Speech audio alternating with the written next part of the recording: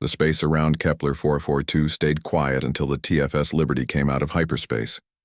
The big ship moved slowly through the dark between stars.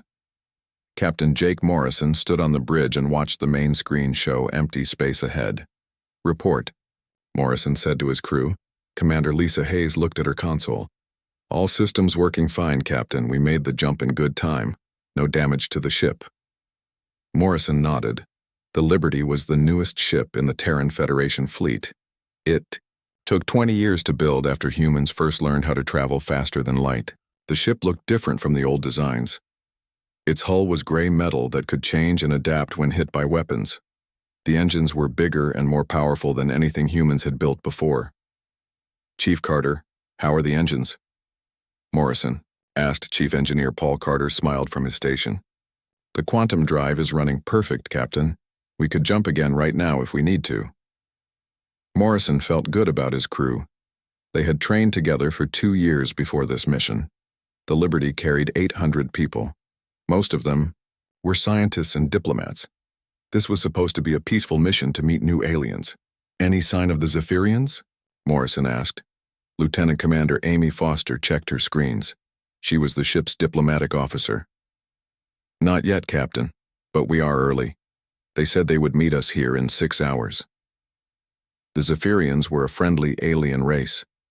They had been sending radio signals to Earth for 5 years. Their messages were peaceful. They wanted to trade and share knowledge. Morrison hoped this meeting would go well. "Sir, I have something on sensors," said Lieutenant Commander Tracy Miller from the pilot station. Morrison turned to look at her screen. "What is it?" "Ships coming out of hyperspace. 3 of them." "No, wait. More ships coming." The main screen changed to show the space around them. Bright flashes appeared as ships dropped out of hyperspace. First came 3 ships that looked like they were made of crystal. Those had to be the Zephyrians. But then bigger ships appeared. Much bigger ships. "Captain," Hayes said with worry in her voice. "Those big ships are not Zephyrian." Morrison studied the screen. The new ships were huge and dark. They looked like weapons built to fly through space. The biggest one was longer than 3 football fields. "Foster, can you talk to them?" Morrison asked. Foster worked at her console. "I am trying, Captain. The crystal ships are Zephyrian. They are saying hello and welcome, but the big ships, they are not answering. Keep trying." Morrison watched as more big ships appeared. Soon there were 12 of them, plus the giant one. They moved in perfect formation, like soldiers marching. "Captain," said Communications Officer Danny Clark. "I am getting a signal from the big ships. They want to talk." "Put it on screen." The main display changed to show an alien face. The creature looked like a human, but wrong. Its skin was pale gray. Its bones showed through thin skin. Its eyes were too big and completely black. "I am Admiral Vextar of the Galactic Empire 3rd Fleet," the alien said. Its voice was cold and hard. "You will identify your ship and surrender for inspection." Morrison stepped forward. "I am Captain Jake Morrison of the Terran Federation ship Liberty. We are here for a peaceful meeting with the Zephyrian Collective." Vextar's face showed no emotion. "Terran Federation. We have no record of this government. Your ship will shut down engines and prepare to be boarded. We must check if you are a threat to Imperial peace." "I must refuse that request, Admiral. This ship belongs to Earth and flies under Terran Federation law." The alien's eyes went wide. "You refuse an Imperial order?" "We came here in peace. We have done nothing wrong." Morrison could see anger on the alien's face. Behind Vextar, other aliens moved around what looked like a huge bridge. "Captain Morrison," Vextar said slowly, "your species is new to space travel. You do not understand how things work in this galaxy. The Galactic Empire has ruled here for 3,000 years. All ships must follow our commands. We follow the laws of our own government. Then you choose war over peace." The signal cut off. Morrison turned to his crew. They all looked worried. "Hayes, what do we know about this Galactic Empire?" Hayes checked her computer. "Nothing, Captain. Earth has never heard of them before. Foster looked up from her station. The Zephyrian ships are moving away fast. They sent a message saying they are sorry but cannot help us. Morrison felt alone. His ship was facing an unknown enemy with no friends nearby. Carter, how long to charge the hyperspace drive? 40 minutes, Captain. Too long. Morrison could see the Imperial ships moving closer. Stone, report on their weapons. Weapons Officer Kelly Stone studied her screens. They have energy weapons, Captain. Very powerful ones. Each of their big ships could destroy a city. Morrison thought fast. The Liberty was strong, but it was just one ship against 13. Red alert. All hands to battle stations. Lights flashed red throughout the ship. The crew moved quickly to their emergency positions. Captain, Foster said, Admiral Vextar is calling again. On screen. The alien admiral appeared again. This is your last chance, Captain Morrison. Surrender now or face the power of the Imperial fleet. Morrison stood straight. We will not surrender our ship. Vextar smiled, but it was not friendly. Then you will learn why the Empire rules this galaxy. The signal ended. Morrison watched the enemy ships spread out around the Liberty. Soon his ship would face the biggest fight in human history. Admiral Vextar studied the human ship on his battle screen. The Liberty looked small compared to his fleet. Intelligence reports said humans had only been in space for a few decades. They were barely past using rockets to reach their own moon. Analysis of the human vessel, Vextar ordered. His science officer, Commander Kelmack, read from his console. Length, 800 meters. Mass, estimated 50,000 tons. Weapons, primitive kinetic systems and basic energy arrays. Shields, none detected. Armor, simple metal plating. Vextar nodded.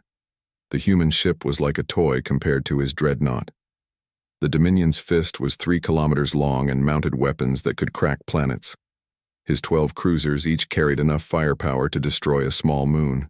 Sir, Kelmack continued, their technology appears to be at least 500 years behind Imperial standards. Good. We will make this quick. One demonstration shot should convince them to surrender. Vextar had fought many battles in his long career. Young species always acted brave at first, but when they saw Imperial power, they gave up fast. It was better for everyone that way. On the Liberty, Captain Morrison called his senior officers to the ready room.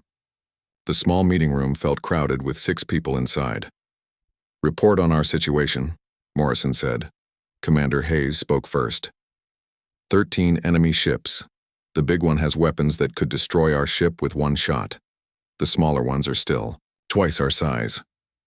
Navigation Officer Ryan Cooper added, hyperspace drive needs 35 more minutes to charge. We cannot run yet. Morrison looked at his weapons officer. Stone, can we fight them? Kelly Stone shook her head. Their ships are too big and too strong. Our railguns might damage the smaller ships, but probably not the big one. Chief Medical Officer Dr. Nathan Price raised his hand. Captain, I have been scanning the enemy crew. There is something strange about them. What do you mean? Price put his scanner readings on the table screen. Look at their bone structure, very light and thin, low muscle mass. Their organs are smaller than they should be for their body size. Morrison studied the images. What does this mean? They have adapted to low gravity and artificial environments. Their bones are hollow like birds. Their muscles are weak. They probably cannot handle high gravity or strong acceleration. Chief Engineer Paul Carter looked interested. That explains why their ships are so big. They need lots of space and comfort. Security. Chief Brandon Lee leaned forward. Captain, this might be important. Our ship was built different from anything in the galaxy. How so? Earth has high gravity compared to most worlds. We built the Liberty to handle the stress of quick turns and high acceleration. Our armor is not energy shields like they probably use. It is solid metal that can bend and adapt. Morrison began to understand. You think their weapons might not work well against solid armor?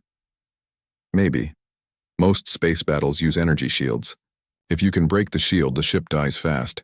But our armor works different. It spreads damage around and gets stronger when hit. Dr. Price added, and their crews cannot handle the kind of flying that we do every day. High G turns would probably knock them out. Morrison felt hope for the first time. Carter, can our armor really handle their weapons? I think so, Captain. The adaptive plating was designed to absorb and redirect energy. The more power they hit us with, the stronger it gets.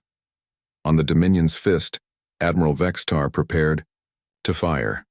He chose a medium-power shot that would damage the human ship but not destroy it completely. Fear was a better teacher than death. Target their engines, he ordered. 30% power. The dreadnought's main cannon charged up. Energy gathered in the huge weapon until it glowed bright blue. Fire. A beam of pure energy shot across space toward the Liberty. It was enough power to vaporize most ships. On the Liberty, alarms rang. Out! Incoming energy weapon, Stone reported. Impact in 5 seconds. Morrison gripped his chair. All hands, brace for impact. The energy beam hit the Liberty's port side. The ship shook hard but did not break apart. The adaptive armor glowed white-hot as it absorbed the energy. Damage report, Morrison called out. Carter checked his console with surprise. No damage, Captain. The armor absorbed all the energy and fed it into our power grid. We actually have more power now than before they shot us. Morrison could not believe it. They made us stronger? Yes, sir. The adaptive plating worked exactly like we hoped. On the Imperial flagship, chaos broke out. Report, Vextar demanded. Sir, the human ship shows no damage. Our sensors show their power levels actually increased after impact. Vextar stared at his screen. In 3,000 years of space combat, he had never seen anything like this. Impossible. Fire again. Full power this time. Sir, full power could destroy a city. Do it. The dreadnought's weapons charged to maximum. This time all the Imperial ships fired together. 12 massive energy beams and 1 planet-killing shot, all aimed at the small human vessel. The space around the Liberty lit up like a star as the weapons hit. The energy was enough to melt mountains, but when the light faded, the Liberty was still there. Its armor glowed like hot metal, but the ship was whole. Impossible, Vextar whispered. On the Liberty, Morrison smiled. Carter, status? We are running at 150% power, Captain. Their weapons are charging our systems faster than we can use the energy. Morrison stood up. All right, people. Time to show them what humans can do. Stone, return fire. Target the closest cruiser. Yes, sir. The Liberty's railguns fired. Simple metal slugs accelerated to incredible speed by magnetic fields. No energy shields. No fancy technology. Just solid matter moving very fast. The kinetic rounds hit the Imperial cruiser's energy shields and passed right through them. The shields were designed to stop energy weapons, not solid metal. The railgun shots punched holes through the alien ship like bullets through paper. The cruiser exploded. Direct hit, Stone reported. Enemy ship destroyed. Admiral Vextar watched his ship die and felt fear for the first time in centuries. The humans were not primitive.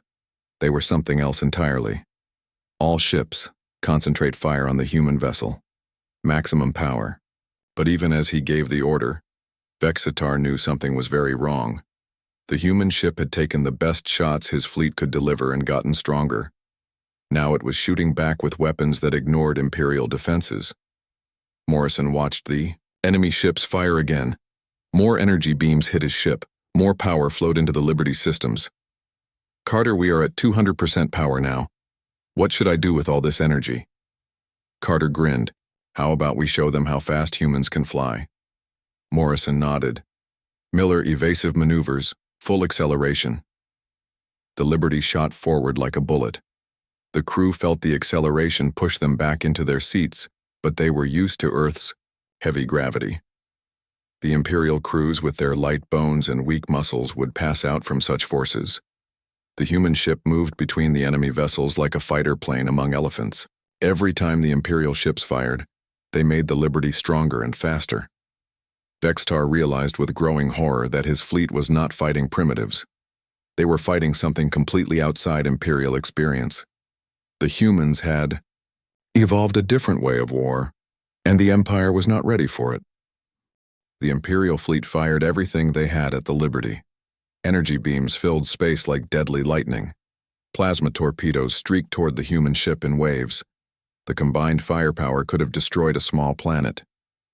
Captain Morrison held onto his chair as the ship shook from impacts. But the Liberty did not break. Its adaptive armor glowed bright white as it absorbed energy and grew stronger. "All power to engines," Morrison ordered. "Miller, show them how humans fly." Lieutenant Commander Tracy Miller's hands moved over her. "Controls." The Liberty spun and twisted through space like a living thing. It moved faster than the Imperial ships could track. Chief Engineer Paul Carter watched his power readings with amazement. "Captain, we are running at 300% normal power. The armor is feeding energy from their weapons straight into our systems."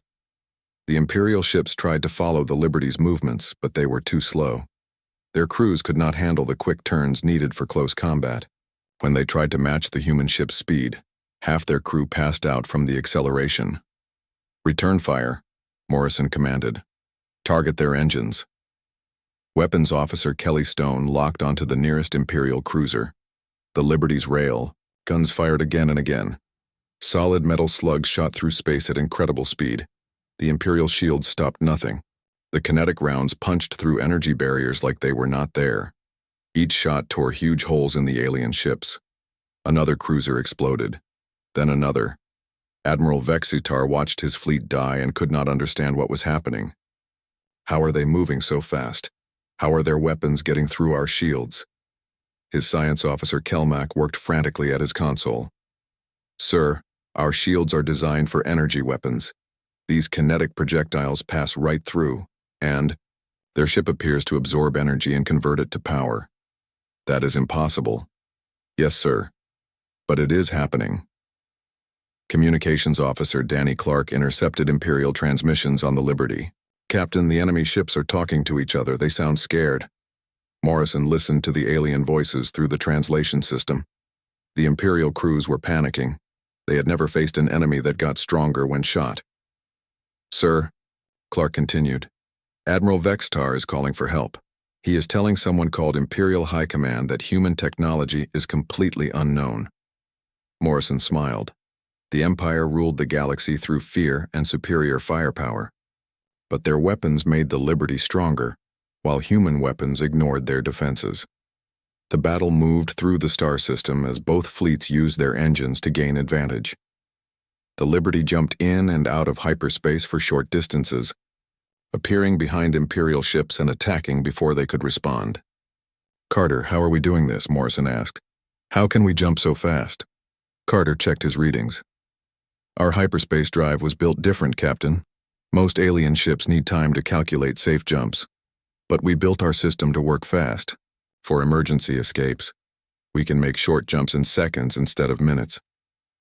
Security Chief Brandon Lee added, "And our ship was designed to handle stress. Look at their vessels. They are built for comfort and long voyages. Our ship was built to fight." Morrison understood now. Humans had built their ships expecting to face stronger enemies. They made them tough and adaptable. The Empire had ruled so long, they forgot what real combat was like. Stone. Status on enemy. Fleet? 5 cruisers destroyed, Captain, 3 more damaged. The big ship still has full power, but the rest are trying to retreat. Morrison watched the Imperial ships pull back, but Admiral Vexitar's dreadnought moved forward instead of retreating. "Captain," Clark reported, "the Admiral is talking to his crew. He says the Empire cannot let word of this defeat spread. He is going to try to destroy us even if it costs his whole fleet." The Dominion's fist fired its planet-killer weapon directly at the Liberty. The beam was so powerful it lit up the entire star system. This was enough energy to crack a moon. "Brace for impact," Morrison called out. The energy hit the Liberty and something amazing happened. The adaptive armor did not just absorb the power, it reflected some of it back at the Imperial ship. The Dominion's fist shook as its own weapon hit its shields. "Carter, what just happened?" "The armor reached maximum absorption, Captain. Now it is bouncing energy back at them. The more they shoot, the more damage they take." Morrison realized they had won. Miller, take us straight at their flagship, full speed. The Liberty shot toward the massive Imperial dreadnought. The alien ship fired again and again, but each shot made the human vessel stronger and sent energy back at the attacker. Sir, Stone said, their shields are failing. The reflected energy is overloading their systems. The Dominion's fist began to shake, apart as its own weapons tore holes in its hull. Admiral Vextar's face appeared on the main screen. His black eyes were wide with fear. What are you? He demanded. What kind of species builds ships like this? Morrison stepped forward. We are humans, Admiral. We come from a world where everything tries to kill you. We learn to build things that last. This is impossible. The Empire has ruled for 3,000 years. No single ship can defeat our fleet. Your Empire never fought humans before. The dreadnought's lights flickered as more systems failed. Vexitar looked around his bridge as smoke filled the air. I yield, he said quietly. I surrender my fleet. Morrison felt the weight of what had just happened. One human ship had defeated the most powerful military force in the galaxy. Clark, send a message to Earth. Tell them we have made contact with the Galactic Empire. Tell them we won. Navigation Officer Ryan Cooper spoke up.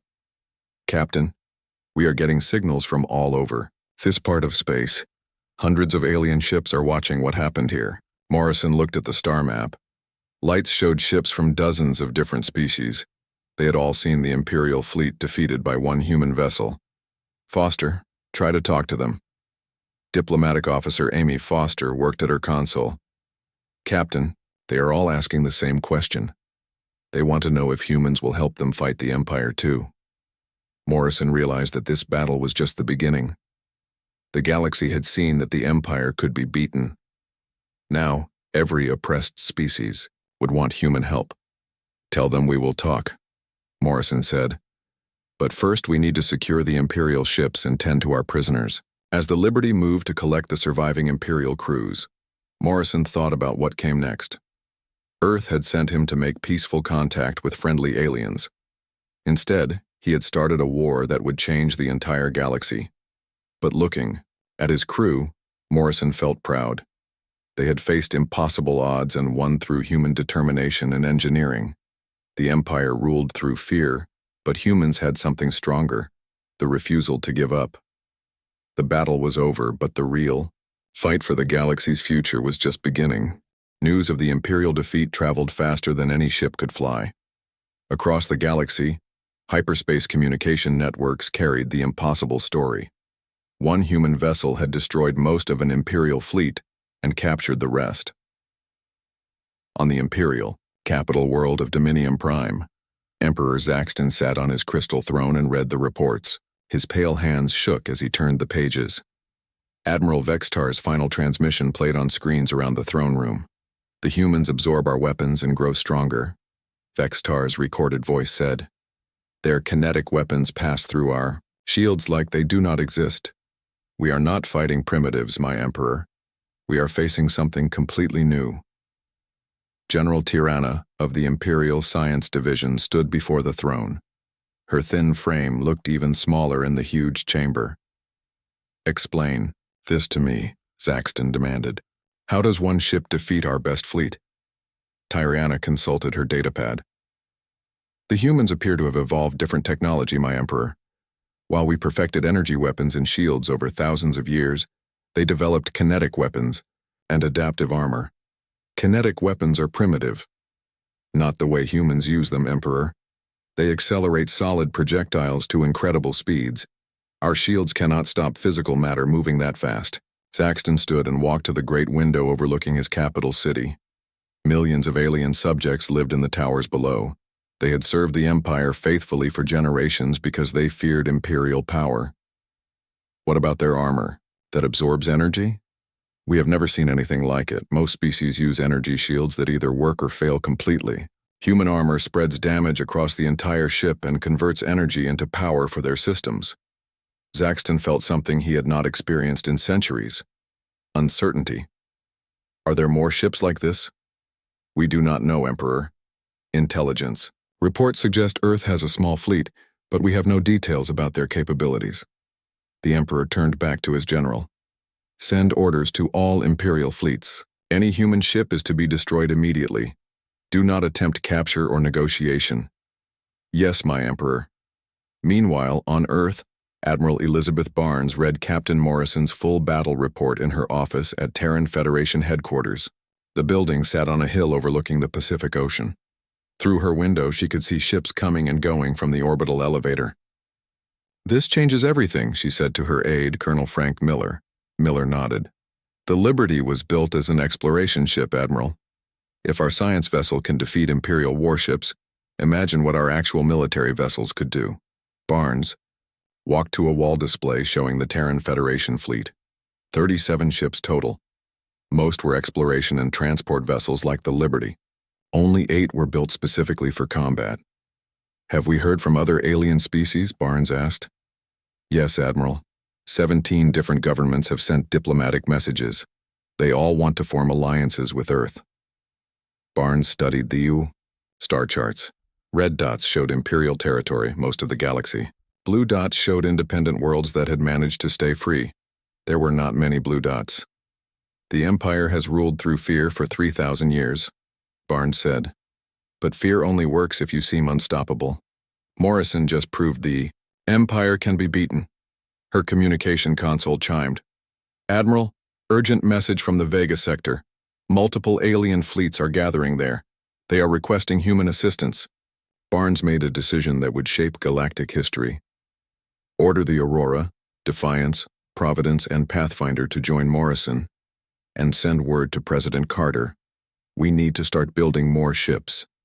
In deep space, Captain Morrison received his new orders while the Liberty traveled toward the Vega sector. The captured Imperial ships followed under guard. Admiral Vextar was now technically a prisoner, but Morrison had given him freedom to move around the Liberty. The alien admiral stood in the observation deck, looking out at the stars. Morrison joined him there. Admiral, I wanted to ask you something, Morrison said. Vextar did not turn around. Ask. How long has the Empire ruled the galaxy? 3,047 years, Vextar replied. My family has served Imperial military for 800 generations. Morrison tried to imagine such a long history. That is older than human civilization. Yes. When the Empire began, your species was barely using tools. Then how did we beat you so easily? Vextar finally turned to face Morrison. His black eyes looked sad. Because the Empire stopped growing, Captain. We became comfortable ruling through fear. We forgot that new ideas could challenge old power. What do you mean? Your species evolved recently. You had to adapt or die. The Empire adapted once, long ago, then stopped changing. We ruled so long we thought we knew everything about war. Morrison nodded. And now? Now the galaxy sees that the Empire can be defeated. Rebellions will start on every world. Species that served us for generations will demand freedom. Is that bad? Vextar was quiet for a long moment. I have served the Empire all my life, Captain Morrison, but I have also seen what Imperial rule does to conquered peoples. Perhaps change is needed. Morrison felt respect for the alien admiral. Will you help us? Help you fight my own people? Help us find a better way. The Terran Federation does not want to conquer the galaxy. We want to help others gain freedom. Vexitar studied Morrison's face. You really mean that? Yes. Then, I will help you understand Imperial tactics and technology, but I will not fire on my own ships. Fair enough. As the Liberty continued toward Vega, Morrison received reports from across the galaxy. Rebellions had started on 12 Imperial worlds. 3 Imperial fleets had declared independence and were asking for human support. The Zephyrian Collective had announced they were joining the rebellion. But the Empire was not sitting still. Intelligence reports showed massive Imperial fleets moving toward the outer regions where rebels were gathering. Emperor Zaxton was preparing to crush the rebellion before it could spread. Morrison called a meeting of his senior staff. The ready room felt crowded with Vextar now joining their discussions. Admiral Vextar, Morrison said. What will the Empire do next? They will send the first fleet, Vextar replied without hesitation. 1,000 ships under Admiral Kextan. He is the Emperor's most trusted commander. Commander Hayes checked her computer. 1,000 ships? How can we fight that many? Vextar looked around the table.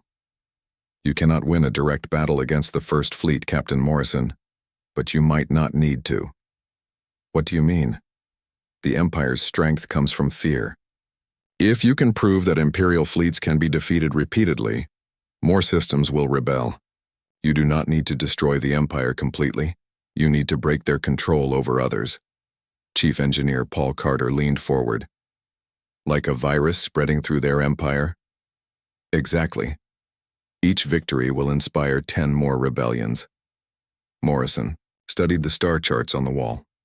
The rebel fleets were gathering in the Vega sector. Soon the Imperial First Fleet would arrive to destroy them.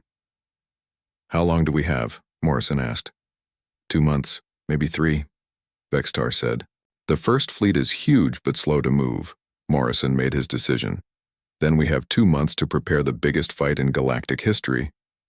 As alarms sounded throughout the Liberty announcing their arrival at Vega, Morrison looked out at the stars and wondered what his family back on Earth would think. He had left home as an explorer and become the leader of a galactic rebellion. But when he saw the alien ships gathering to fight for freedom, Morrison knew he had made the right choice. The galaxy was ready for change, and humanity would help deliver it. 3 months later, the Vega sector had become the center of the largest rebellion in galactic history. Captain Morrison, now promoted to admiral, commanded a fleet of 5 human ships and hundreds of alien vessels from 17 different species. The TFS Liberty led the combined fleet from the center of their formation. Around it flew ships of every design imaginable. Crystal vessels from the Zephyrians moved alongside the living bioships of the Arcturus Collective. Energy beings from the Deneb system coordinated with rock-like creatures from the Rigel worlds. Admiral Vextar stood on the Liberty's bridge next to Morrison. The former Imperial commander had spent months helping modify alien ships with human technology. Zephyrian vessels now carried railguns alongside their energy weapons. Arcturus bioships had grown new armor based on human adaptive designs. Admiral Morrison, reported Captain Nicole Garcia from the exploration ship Aurora. Long-range sensors detect hyperspace distortions. The Imperial First Fleet is arriving. Morrison felt his heart beat faster.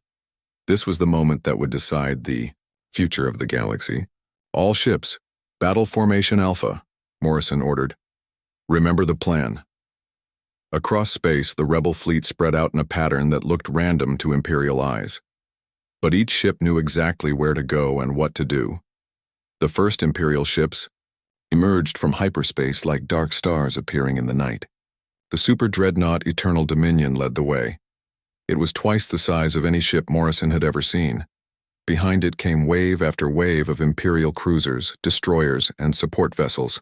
1,000 ships, the largest fleet ever assembled. In galactic history, Emperor Zaxton himself commanded from the Eternal Dominion's bridge. Through the communication screens, Morrison could see the alien ruler sitting on a mobile throne surrounded by his generals.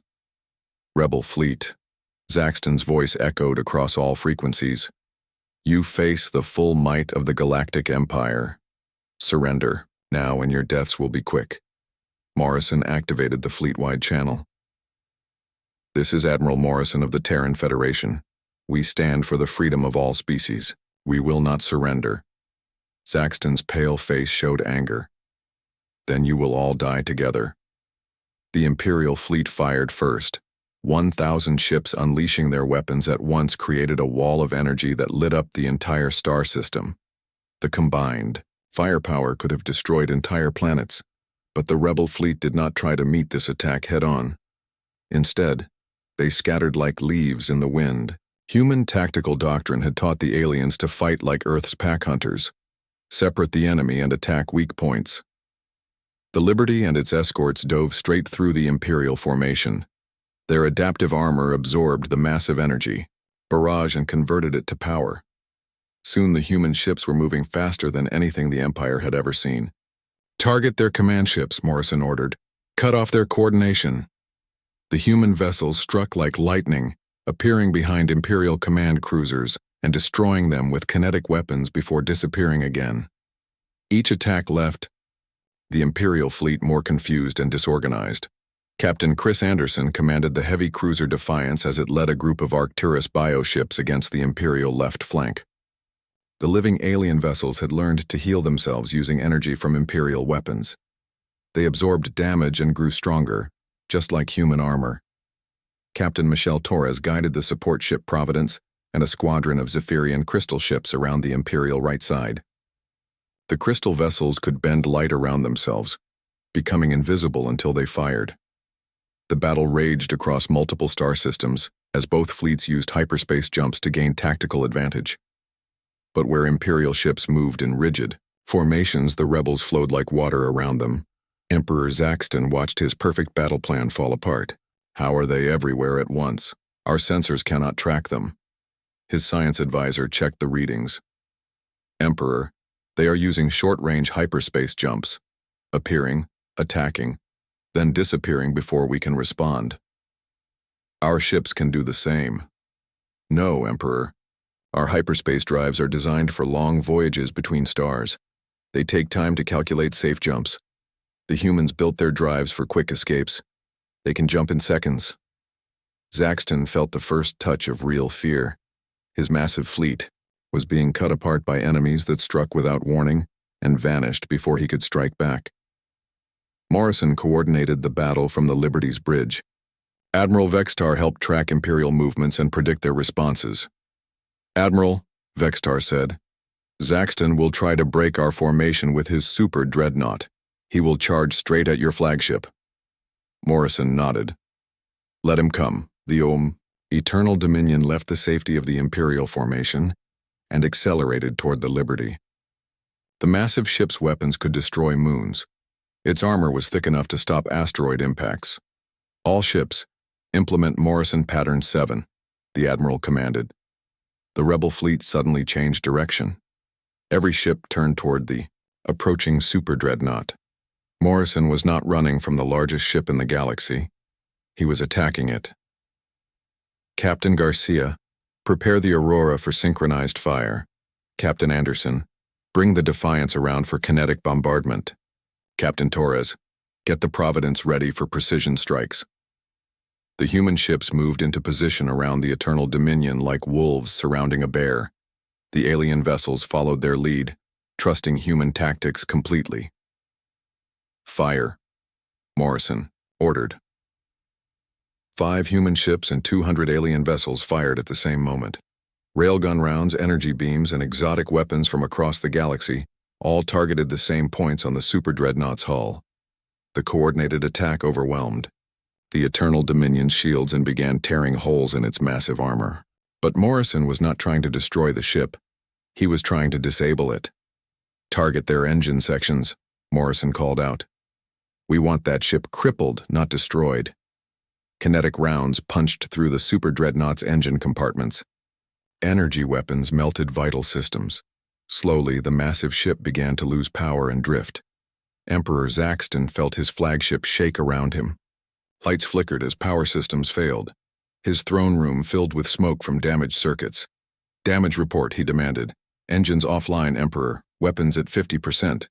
We are losing life support on multiple decks. Zaxton stared at the tactical display. His 1,000-ship fleet was scattered and broken. Hundreds of vessels were damaged or destroyed. The humans had turned his numerical advantage into a weakness by making his ships fight each other in confusion. Emperor, his communication officer said quietly, Admiral Morrison is requesting to speak with you. Morrison's face appeared on the main screen. Behind him, Zaxton could see Admiral Vextar standing calmly. Emperor Zaxton, Morrison said, your fleet is defeated. Order your ships to surrender and we will treat your crews with honor. Zaxton looked around his damaged bridge. His generals avoided meeting his eyes. For the first time in 3,000 years, an Imperial fleet had been completely beaten. What will you do to the Empire? Zaxton asked. The Terran Federation does not want to rule the galaxy, Morrison replied. We want to help every species govern itself. The age of conquest is over. Zaxton was quiet for a long moment. Then he slowly stood from his throne. I surrender the Imperial First Fleet to the Rebel Alliance. Across the galaxy, news of the victory spread like wildfire. On 1,000 worlds, oppressed peoples rose up against their imperial governors. The 3,000-year reign of the Galactic Empire began to crumble. 6 months later, Morrison stood in the great assembly hall on Earth. Representatives from hundreds of species had come to sign the Terran Accords, a new agreement based on cooperation instead of conquest. Admiral Vextar sat in the front row, now serving as ambassador from the former Imperial worlds. Many Imperial officers had joined the new alliance, tired of serving an empire built on fear. President Carter spoke to the assembled delegates. Today we begin a new age of galactic civilization, not ruled by one empire, but guided by the cooperation of all free peoples. Morrison watched alien representatives from across the galaxy sign the historic document. The Zephyrians signed in flowing crystal script. The Arcturus delegation signed with living ink that pulsed with light. Each species added their mark to humanity's promise of mutual respect and aid. Dr. Franklin Wright, Earth's leading xenobiologist, presented his final report on human advantages in galactic warfare. Our success came not from superior technology, he told the assembly, but from our willingness to adapt and cooperate with others. As the ceremony ended, Morrison walked outside to look up at the night sky. Earth's moon hung bright and full above the Pacific Ocean, but now he could see the lights of alien ships in orbit, new friends and allies who had come to visit humanity's home world. Captain Jake Morrison had left Earth as an explorer on a simple diplomatic mission. He was returning as the admiral who had helped free an entire galaxy. But the best part was not the victory in battle. It was the friends they had made along the way. The galaxy was free, and humanity had found its place among the stars not as conquerors, but as liberators. The age of empire was over. The age of cooperation had begun.